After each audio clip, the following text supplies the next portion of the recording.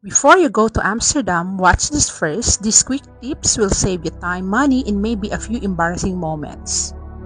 Rule number 1. Don't walk on the bike lane. Locals ride fast, and tourists get yelled at or even bumped. Look both ways before crossing, not for cars but bikes. Most shops and restaurants are card only. Cash isn't king here, so bring a debit or credit card that works contactless.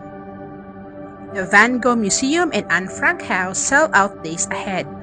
Book online before you land or you'll miss out. Explore like a local. The city is small enough to bike or walk everywhere, and that's where you'll find the best hidden cafes and photo spots. Be careful, in Amsterdam, coffee shops sell cannabis, not coffee. If you actually want a latte, go to a cafe instead. Best time to visit?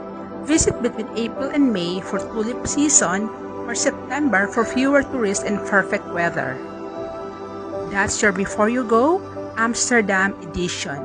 Save this for your trip and follow for more travel tips in 60 seconds.